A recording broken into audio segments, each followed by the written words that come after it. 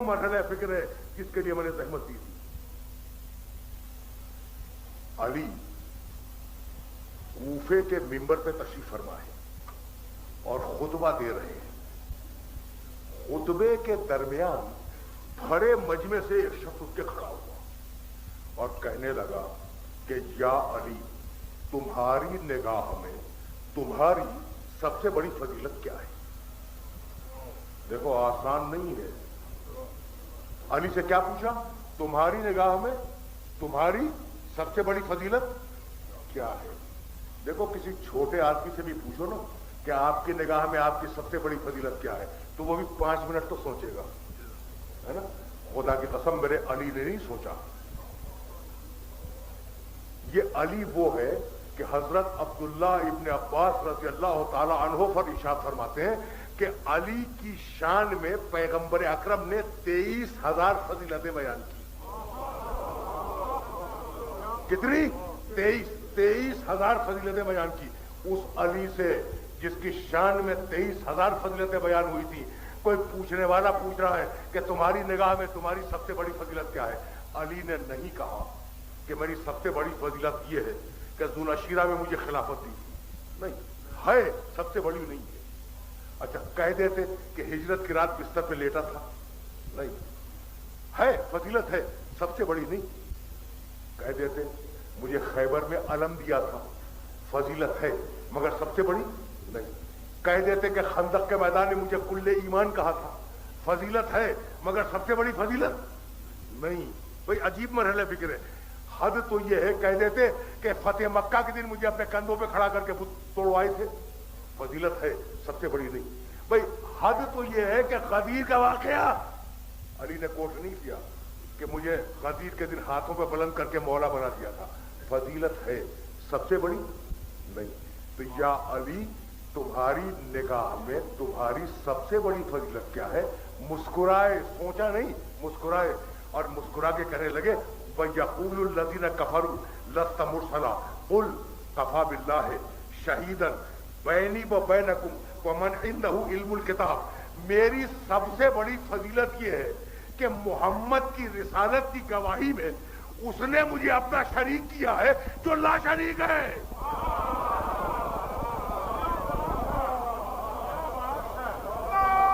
عجیب مرحلہ ہے.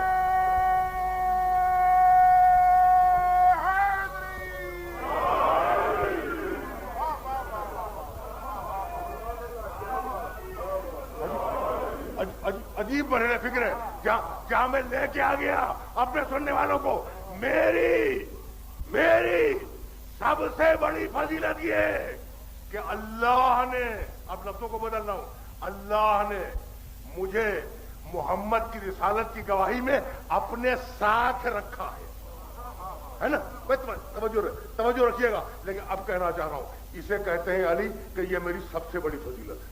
طے ہو گئی نا بات؟ کیا ہے اس میں؟ پڑھا لکھا مجمع ہے. اور اب جا کے دیکھنا جو بات کہنے جا رہا ہوں، بہت پڑھا لکھا مجمع میرے سامنے ہے. علی کی سب سے بڑی فضیلت علی کی نگاہ میں یہ ہے کہ اللہ نے محمد کی رسالت کی گواہی میں اپنے ساتھ علی کو رکھا. تو ہے نا کوئی راز؟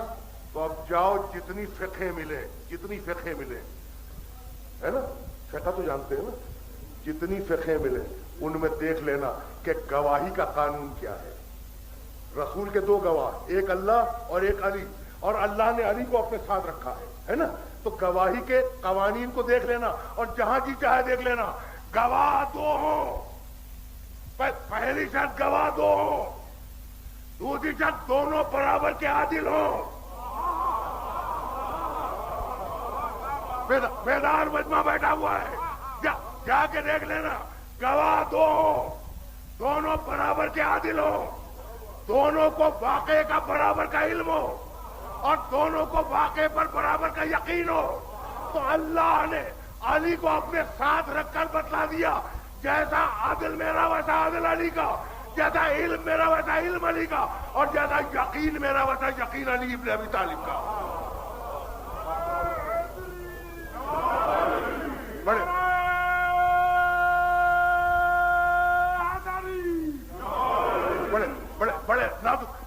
نازک مرحلے تک لے آیا. تو اب کتنے گواہ؟ تو اللہ اور علی، اور اللہ تو آیا نہیں، قرآن اور علی۔ اب پوچھ رہا ہوں کوئی دلیل لے کے جاؤ، دلیل لے کے جاؤ۔ کتنے گواہ ہیں؟ اللہ اور علی۔ اللہ نے قرآن کے ذریعے گواہی دی، علی نے زبان سے گواہی دی، ہے نا؟ یہ جتنے لوگ بیٹھے ہیں، دیکھو اب علی کی فضیلت آ رہی ہے، اب آ رہی ہے علی کی فضیلت۔ جتنے لوگ بیٹھے ہیں انشاءاللہ نمازیں پڑھتے ہیں، یقیناً پڑھتے ہیں، نماز واجب ہے۔ اچھا، فیصل آباد میں بڑی مسجدیں ہیں، جب مسلمان تقسیم ہوتا ہے نا فرقوں میں تو مسجدیں بھی بانٹ لیتا ہے، تو ہر مسلک کی، ہر فرقے کی مسجدیں تو ہوں گی۔ اچھا، اور جب مؤذن اذان دے تو سننا، اشہد ان محمدن رسول اللہ، میں گواہی دیتا ہوں کہ محمد اللہ کے رسول۔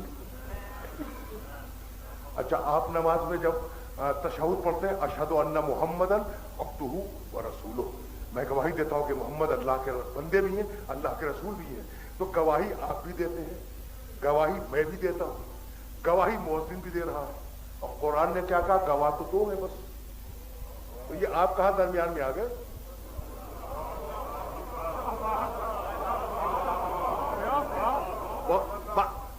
اعتراض پہنچ گیا نا میرے سننے والوں تک، یہ آپ بیچ میں کہاں سے آ گئے؟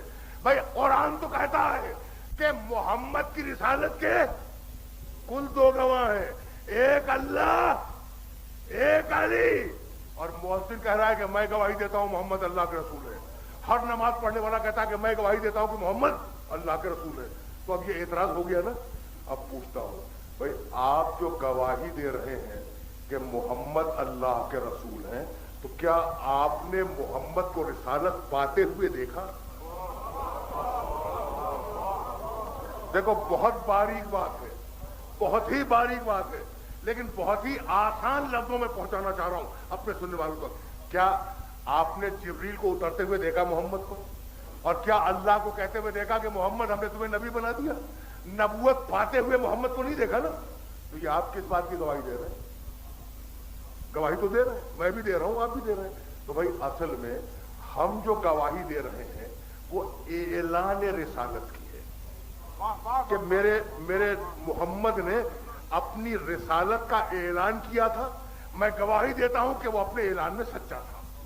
تو ہم جو گواہی دے رہے ہیں وہ ہے اعلان رسالت کی، اور علی جو گواہی دے رہا ہے وہ ہے عطائے رسالت کی۔ محمد رسالت پا رہے تھے، علی اپنی آنکھوں سے دیکھ رہا تھا۔ بہت توجہ رہے۔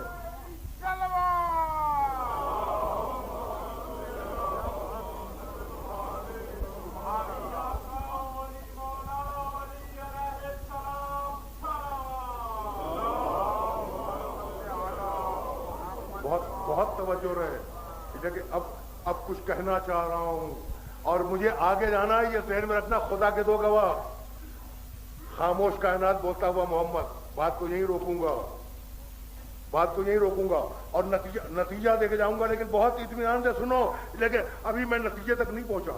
تو اب محمد کی رسالت کے کتنے گواہ؟ دو، ایک اللہ کا قرآن اور ایک بولتا ہوا علی۔ دو گواہ ہیں نا۔ یہ کس کے مقابلے میں ہے دو گواہ؟ کافروں کے مقابلے میں۔ وَيَقُولُ الَّذِينَ كَفَرُوا لَسْتَ مُرْسَلًا، کافر کہتے ہیں کہ تم رسول نہیں ہو۔ کہہ دو کہ میری رسالت کی گواہی کے لیے دو کافی ہیں، قرآن کافی ہے اور ایک کتاب کا علم رکھنے والا ہے، وہ کافی ہے۔ تو محمد کی رسالت کے دو گواہ ہیں۔ توجہ رہے، آج محمد کی رسالت ہے یا نہیں ہے؟ یہ ختم ہو گئی ہے نا؟ اچھا بھائی بہت توجہ رہے، محمد کی رسالت جاری ہے، اور ادھر سے آواز آئی کہ قیامت تک رہے گی، اور خدا کی قسم رہے گی، بلکہ میں تو محمد کی رسالت کو قیامت کے بعد تک سمجھتا ہوں۔ اس لیے کہ اگر محمد کی رسالت قیامت پر ختم ہو جائے تو میدان حشر میں شفاعت کون کرے گا؟ محمد کی رسالت کو تو قیامت کے بعد تک جانا ہے، لیکن شفاعت رسالت کا جز ہے، یہ بات بات ذہن میں رہے. تو اب محمد کی رسالت آج جاری ہے, بہت توجہ رہے. تو محمد کی رسالت ثابت ہوگی دو گواہوں سے. دوہرا وسیلہ ذہن میں ہے نا, محمد کی رسالت ثابت ہوگی دو گواہوں سے. آج اگر فیصلہ آباد کے کسی عدالت میں کوئی غیر مسلم رسول اللہ کی رسالت کو چیلنج کرتے کہ رسول نہیں تھے, تو گواہ لے جاؤ گے نا.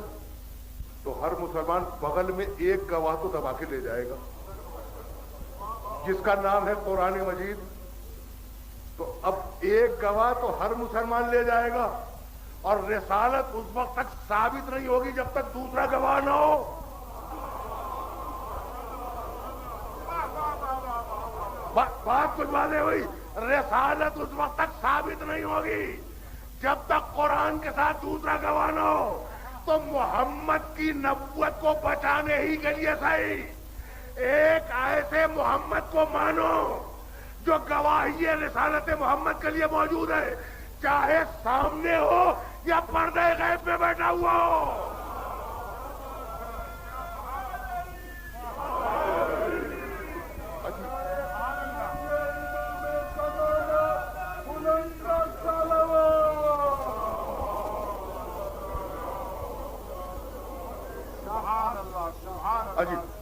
عجیب مرحلہ فکر ہے, جس مرحلے فکر تک اپنے سننے والوں کو لے کے آ گیا. تو خدا کے, اب میں آگے بڑھ رہا ہوں اور کسی نتیجے تک اب پہنچنا ہے مجھے. خدا کے دو گواہ, خدا کی خدائی کے دو گواہ, خاموش کائنات بولتا ہوا محمد, محمد کی رسالت کے دو گواہ, خاموش قرآن بولتا ہوا علی. تو اب اتنا تو سمجھ میں آ گیا کہ کوئی عہدہ اگر اسلام میں ہو تو اس کے لیے دو گواہ ضروری ہے, ایک خاموش ایک بولتا ہوا. اتنی بات ہوتا ہے, ہو گئی نا, اس پہ کسی کو اختلاف تو نہیں ہے نا. اب ایک ساتھ میں سنو اور سنتے چلے جاؤ. بھائی خدائی کے لیے دو گواہ, بولتا ہوا محمد, خاموش کائنات, محمد اور کائنات. محمد کی نبوت کے لیے دو گواہ, بولتا ہوا علی, خاموش قرآن. اور اب علی کی امامت کے لیے کتنے گواہ لے آیا میں اس مرحلے تک. اب اگر ایک گواہ ہو, خدا کی قسم قیامت تک امامت ثابت نہیں ہوگی. تو اب علی کی امامت کے بھی دو گواہ, خاموش قرآن, بولتا ہوا حسن. پڑھا لکھا مجموعہ ہے بھائی. آگے جاؤں گا اور بڑے اطمینان سے جاؤں گا. محمد کے دو گواہ علی اور قرآن, اور علی کے دو گواہ حسن اور قرآن, اور حسن کے دو گواہ حسین. آگے بڑھتے چلے جاؤ. حسین کے دو گواہ زین العابدین اور قرآن, زین العابدین کے دو گواہ محمد باقر اور قرآن, محمد باقر کے دو گواہ جعفر صادق اور قرآن, جعفر صادق کے دو گواہ موسی کاظم اور قرآن, موسی کاظم کے دو گواہ علی رضا اور قرآن, علی رضا کے دو گواہ محمد تقی اور قرآن, محمد تقی کے دو گواہ علی نقی اور قرآن, علی نقی کے دو گواہ حسن عسکری اور قرآن, حسن عسکری کے دو گواہ مہدی اور قرآن. بھائی بہت توجہ رہے. جعفر صادق کے دو گواہ موسی کاظم اور قرآن, موسی کاظم کے دو گواہ علی رضا اور قرآن, علی رضا کے دو گواہ محمد تقی اور قرآن, محمد تقی کے دو گواہ علی نقی اور قرآن, علی نقی کے دو گواہ حسن عسکری اور قرآن, حسن عسکری کے دو گواہ 12واں اور قرآن. اب آپ کو حق ہے کہ مجھ سے پوچھیں کہ 12ویں کے کتنے گواہ, تو گھبرانے کی کوئی ضرورت نہیں ہے. اللہ نے اسی دن کے لیے عیسیٰ کو آسمان پہ زندہ رکھا ہے.